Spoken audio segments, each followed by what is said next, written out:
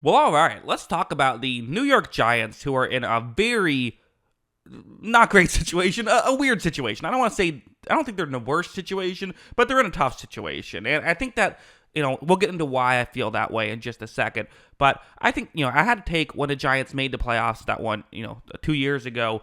In a weird way, well, I'm sure it was a lot of fun. And if you're a Giants fan, you're not mad that you made the playoffs. But I think in many ways it kind of hurt their ability to do a full rebuild, as they kind of, obviously the Daniel Jones contract, which we'll get into, I think has kind of hurt their ability to do a full rebuild right now. But perhaps there still is ways they can get better. Perhaps there still are things they can do. Let's just get into it. If you look at their cap space and cash, it's actually not horrible, like the amount of money that they currently have and the amount of money that they, have to spend. Now, the cap space thing could fluctuate, as it sometimes does, this week as we're getting ready for the new league year and all that stuff. But the cash is usually around there. Like, it could be a little more, but that's how much you're expected to pay, which is actually, like, you got some money to spend, right? You'd have to spend over the cap, which teams don't always want to do when you're not fully ready to compete for Super Bowls. But it's an option on the table, and at least you could keep some guys if you want to. And they have some guys they need to keep. No denying that. This is their list of upcoming free agents and how many millions it would take to keep on their roster. And again, you have to make some tough decisions. Are you going to keep all these players or let them go? Leonard Williams, a guy who has had some really good years with the Giants and would be projected to make $17 million a year. That's a tough decision. Saquon Barkley, who, again, I guess you could tag him again if you want to. I'm sure he wouldn't be thrilled about that, and perhaps wouldn't even play on it at that point. Still just 28 years old, so I know running back years, that is the tail end, but there's still, you expect at least another good year or two out of him, I would think. Although I didn't think he had his best year last season, but I still thought he was good and made some plays, so I don't know. It's interesting. Definitely someone who, again, it's just a decision you're going to have to make. Xavier McKinney, who was one of those PFF darlings last year, who's PFF's fourth highest graded safety, and especially when you factor in the situation he was in with a defense that did not have a ton of talent around him.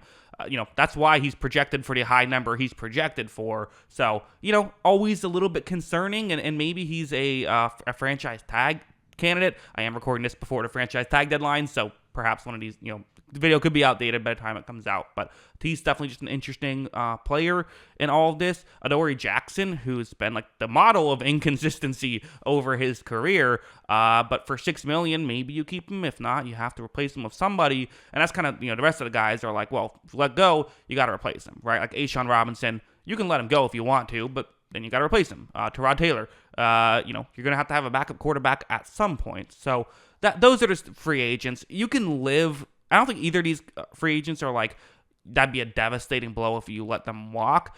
But there's some guys you'd really like, Williams, Barkley, and McKinney. You'd feel bummed if they leave. You would. Also, looking at this chart, this is where they graded according to PFF grades at each positional category. This is the other issue, is if you spend all your money re-signing everybody, well, you weren't great last year. I mean, 20th in passing, 32nd in receiving and pass blocking, and 30th in run blocking, 31st in rushing, because PFF wasn't crazy about Barkley last season, and they really weren't crazy about everyone else who came in. Although Barkley was okay graded-wise, they weren't crazy about him. The defense was, the coverage actually ended up being the highlight of the unit, of the team in general, which is crazy, but still not very good defensive grades as well. 26th in run defense and pass rush, 16th in coverage. So that's tough. That's tough. And maybe you say, hey, we had some injuries. They did have injuries. That is 100% true. And that's something that I'm sure Giants fans will bring up, but it feels like they're far away. That's just how I view it. Even with taking everything into account, there also isn't really a ton of guys they could kind of get rid of to clear up some cap space. Darren Waller's the one. You could get rid of him, clear up $7 million, which is, you could do that if you want to. I don't know if that's making a huge impact, but maybe it's a decision you can make. It's at least something you put on the table. It's like, hey, here's a way we could clear up some money if you want. So, again, in terms of keeping guys in the building, they're probably okay. this is the kind of, the usual final chart, although I do have one more chart to show after this, which is, cap space this next year, $33 million on the low side, but $92 million in cash. It would cost $61 million to re-sign everybody, and they can clear $7 million. So they could re-sign everybody. They could. That's an option. And the other thing, too, is you don't have to re-sign everybody. Maybe you let Saquon Barkley walk, you keep Leonard Williams in, and keep Xavier McKinney in. Or maybe you let Williams walk, right? Like, maybe you make that move and then try to add in free agency. Can't add a ton in free agency, though. You just can't. You don't have that kind of money to add in free agency. You can, you can do a little. You can make some smaller moves to hopefully work out and make your team better. That's 100% true. But they're in a tough situation with the cap space right now, and that kind of leads us to the final point, which is the Daniel Jones contract of it all, which is, kind of why I always harp on these quarterback contracts, which is when you give your quarterback a big payday, when you're giving one player, a good chunk of the salary cap, right? What would it be? Like I'm trying to do quick math on the fly here. A sixth of the salary cap, something like that, for $40 million. Like, you're going to be up against the cap. You're going to be in a bit of a peculiar position, which is why it's okay if that quarterback is worth it, and that quarterback is then, being a big impact in getting you to playoffs and getting you to the Super Bowl and stuff like that.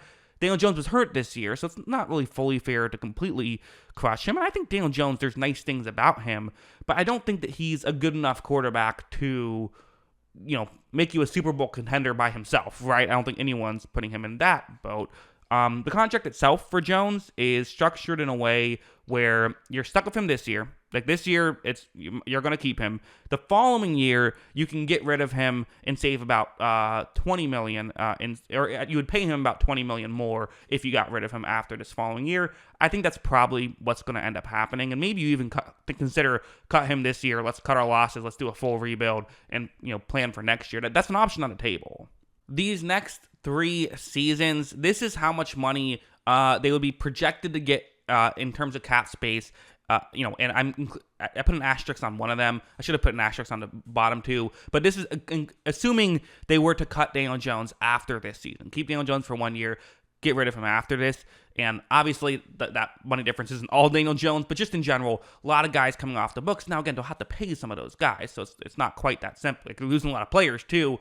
But what I'm doing here is showing that in a couple of years, they're pretty much going through a full reset, really. So, like, you're actually not in a terrible situation long term, is my point. Even if I think it might take a couple years, you're in a situation where you can decide which players you want to keep long term and which players you want to let go, and how to make this work. I think they're in a rebuild. I do think it's a tough situation, but I don't think they're one of those franchises that I'm like, man, it'll probably be another decade before they're back in serious contention. The Giants could be in serious contention in 3 or 4 years. I just don't know if it's happening this year. That's kind of how I view them. But yeah, those are my thoughts. What are yours? Let me know in the comments below. Always love hearing from you. And of course, as always, thanks for watching.